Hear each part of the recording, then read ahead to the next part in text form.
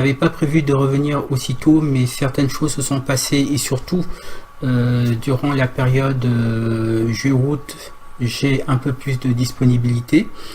Donc en tout cas, je serai sur la chaîne tout le mois d'août. Peut-être également une partie de septembre, je ne peux pas encore l'affirmer, ça va dépendre de certaines choses relatives à mes activités professionnelles. Mais en tout cas, pour le mois d'août, je serai là. Et donc je vais essayer bien de faire une série de vidéos, notamment sur la question de l'Égypte antique. Alors c'est un débat qui n'est toujours pas tranché. On pensait que ça avait été tranché lors du colloque du Caire. Enfin, pour moi, ça a été tranché, mais manifestement, ce n'est pas le cas pour beaucoup de gens.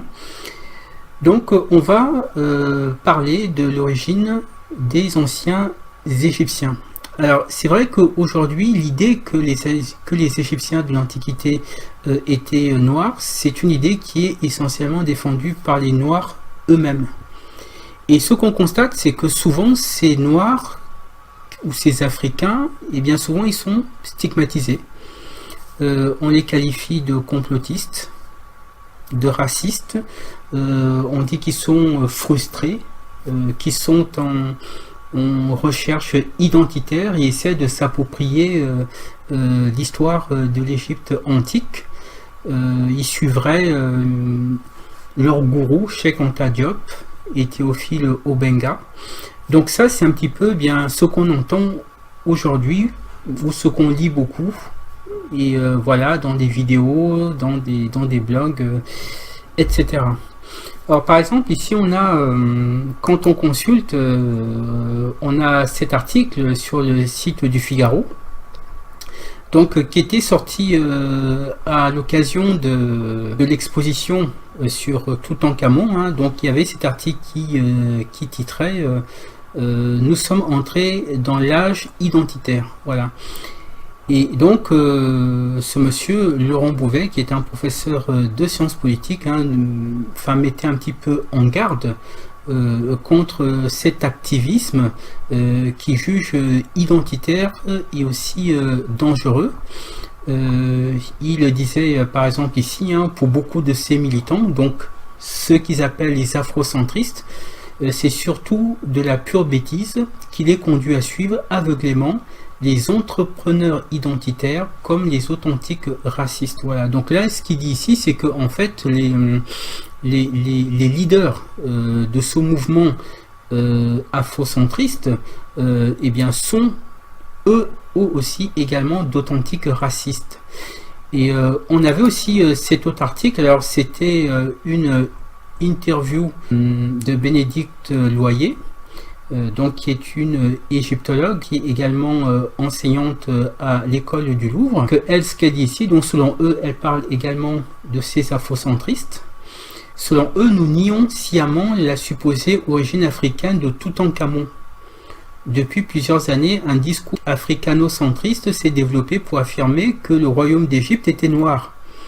Pour appuyer leur thèse, ceux qui la propagent assurent par exemple que les égyptologues blancs auraient brisé les nez des statues et des momies pour dissimuler le caractère épaté de ces derniers, preuve de l'origine africaine des Égyptiens.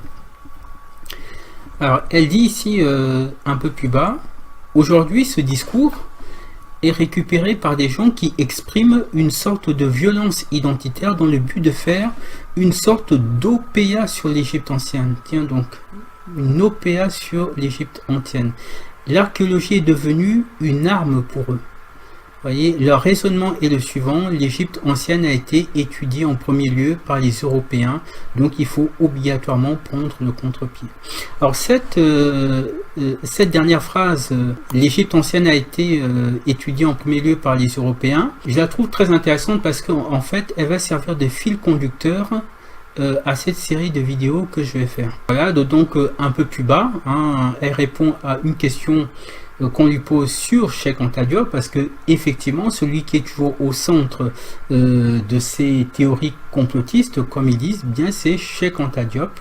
Voilà, donc c'est vraiment lui qui est ciblé, c'est lui qui serait le gourou de ce mouvement qui cherche à récupérer l'Égypte ancienne pour son propre compte. Eh bien, nous allons tout simplement engager une discussion pour essayer de montrer que ce n'est pas en réalité un débat qui implique les seuls Africains. Ce qu'il faut savoir, c'est que ce ne sont pas les Noirs qui les premiers se sont intéressés à l'origine des anciens Égyptiens. Ceux qui se sont intéressés à l'origine des anciens Égyptiens, ce sont les Européens eux-mêmes, à une époque où les Noirs ne faisaient pas d'égyptologie, et pour cause, ils étaient sous l'esclavage ou sous la colonisation.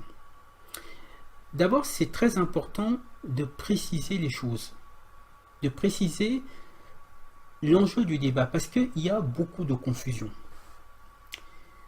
La question n'a jamais été de savoir s'il y avait ou non des Blancs et des Noirs et d'autres races en Égypte. C'est évident pour tout le monde que toutes les races ont transité au sein de l'Égypte ancienne et y ont même vécu. Par exemple, si vous allez aux États-Unis aujourd'hui, vous trouverez des Américains blancs, vous trouverez des Américains noirs, vous trouverez des Américains latinos, vous trouverez des Américains asiatiques. Eh bien, au sein de l'Égypte antique, c'était la même chose.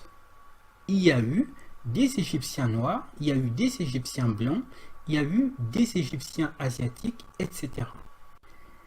La question qui est posée, c'est qui étaient les Égyptiens de souche, les Égyptiens originels, ceux qui ont fondé la civilisation brillante que nous étudions aujourd'hui?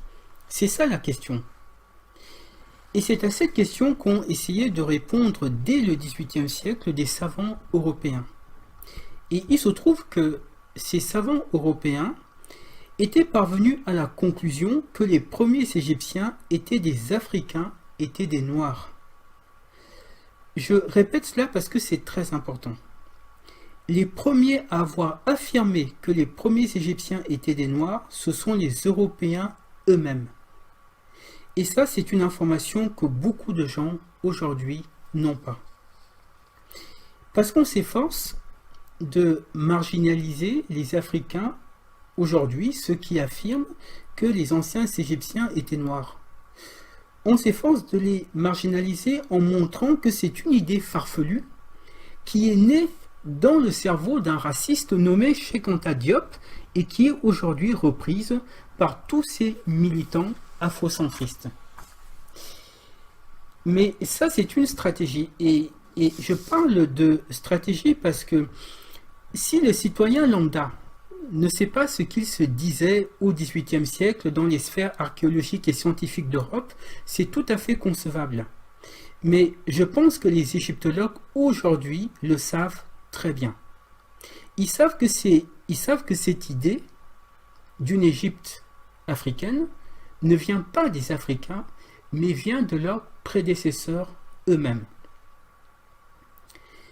Et c'est ce que nous allons essayer de comprendre dans cette série de vidéos, cette série qui sera regroupée en plusieurs épisodes. J'espère d'ailleurs que j'aurai le temps de toutes les faire. Et pour faire cette série de vidéos, on va vraiment s'appuyer sur la documentation. On ne va pas se baser sur des vidéos ou répéter ce qui a été dit, ça et là, on va vraiment s'appuyer sur la documentation elle-même. Alors, dans un premier temps, j'aimerais vous montrer ce document. Alors, ce document, c'est un procès-verbal qui date de 1910 et qui a été rédigé à l'Institut de France.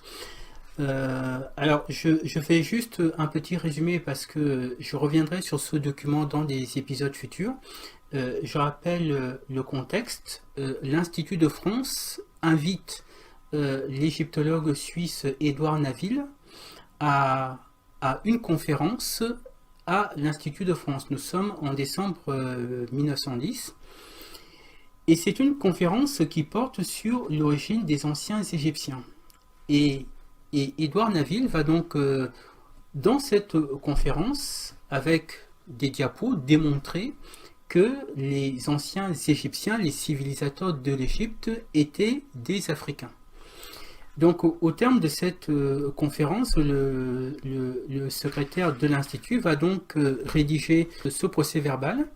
Donc je vais juste vous en lire la conclusion. Mais comme je dis, on reviendra dessus dans des épisodes futurs.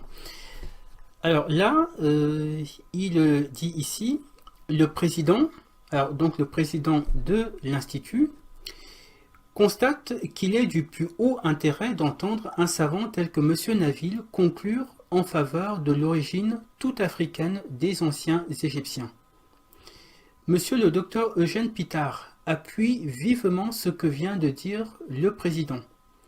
Monsieur Naville a fait justice de ce préjugé trop longtemps admis que tout vient de l'Asie. Il est important de voir une autorité comme celle de M. Naville arriver aux mêmes conclusions que les anthropologistes, à savoir que la population primitive de l'Égypte est une population africaine pure. Voilà. Donc ce document-là date de 1910. Alors, je rappelle quand même qu'est-ce que c'est que l'Institut de France. Alors, l'Institut de France, c'est vraiment le temple du savoir français. C'est la plus haute institution pour ce qui est des arts et des sciences. C'est une institution de l'État qui est composée de 5 académies, entre autres l'Académie française et aussi l'Académie des sciences. Donc, c'est vraiment l'élite pour ce qui est de la science et des arts en France. Donc là, ce qui est vraiment très intéressant, c'est que l'Institut de France, la plus haute autorité du savoir, valide ici les arguments d'Édouard Naville sur l'origine africaine de l'Égypte antique. Et l'Institut va même jusqu'à prononcer le mot préjugé. Une manière d'admettre que si l'égyptologie officielle a finalement écarté l'Afrique comme origine de l'Égypte antique, c'était pour des raisons de préjugés. Et là, c'est quand même très important de le rappeler, parce que nous sommes en 1910, Cheikh Anta Diop n'était pas né, Théophile Obenga n'était pas né, il n'y avait pas d'afrocentristes. Les Africains, à l'époque, étaient sous la colonisation. Donc là, c'est véritablement des Blancs, des Européens eux-mêmes, qui arrivent à cette conclusion-là. Que s'était-il passé exactement? Pendant une période de temps, il y a eu consensus au sein de la classe intellectuelle européenne que les anciens Égyptiens étaient des Noirs.